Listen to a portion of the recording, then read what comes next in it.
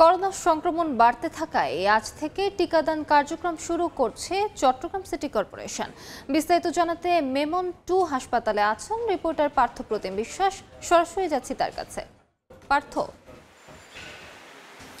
Corona সংক্রমণ বাড়ছে বন্দরনগরী চট্টগ্রামে, সে কারণে আজকে থেকেই কিন্তু চট্টগ্রামে করোনার টিকাদান কার্যক্রম শুরু হচ্ছে এবং চট্টগ্রাম সিটি কর্পোরেশনের তত্ত্বাবধানে কিন্তু এই কার্যক্রম শুরু হচ্ছে। আমরা আছি মেমন মাতৃসদন হাসপাতাল, আসলে মেমন 2 নামে এটি পরিচিত। এখানে কিন্তু টিকা নিয়ে ইতিমধ্যেই সিটি কর্পোরেশন থেকে সকল ধরনের প্রস্তুতি নেওয়া হয়েছে। আপনারা দেখছেন টিকা নিয়ে অপেক্ষাও করছে, তবে সাধারণ মানুষজন হয়তো এই বিষয়টি এখনো জানে না যে করোনার টিকা দিয়ে কার্যক্রম শুরু হয়েছে।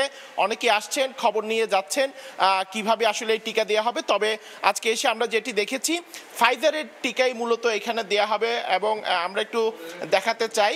এখানে আসলে আগে আমরা যখন এখানে করোনার টিকা দেওয়া হয়েছিল অনলাইনে আবেদন করার প্রয়োজন ছিল বা দরকার ছিল, তবে এখানে এসে আজকে বলছেন যারা ভোটার আইডি কার্ড নিয়ে আসবেন তারা কিন্তু আসলে করোনার টিকা দিতে পারবেন। আজকে ফাইজারের বুস্টার ডোজ টিকাটি এখান থেকে দেওয়া যাবে এবং সিটি কর্পোরেশনের যেসব হাসপাতাল রয়েছে বেশিরভাগ হাসপাতাল থেকে এই টিকা কার্যক্রম দেওয়া সম্ভব হবে। তবে প্রধান স্বাস্থ্য কর্মকর্তা আমাদেরকে জানিয়েছেন আসলে আজকে প্রথমবারের মতো যেহেতু শুরু হচ্ছে দীর্ঘদিন পর, সে কারণে দুটি জায়গা থেকে মূলত আজকে এই টিকা কার্যক্রম শুরু হবে। আমরা একটু জানতে চাই কারা আজকে এই টিকা কার্যক্রমে অংশগ্রহণ করতে পারবে, একটু আমাদেরকে যদি বলেন।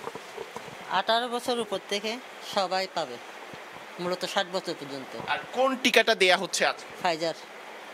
হ্যাঁ। আর যারা আগে দিয়েছে বা কয়েকবার দিয়েছে তারা কি দিতে পারবে? সবাই পারবে, 6 মাসের ঊর্ধ্ব হতে হবে।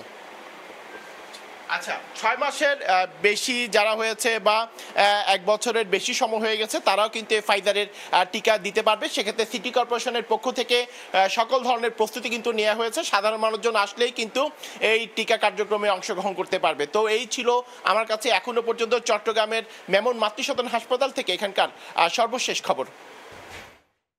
সরাসরি যুক্ত ছিলাম চট্টগ্রামে।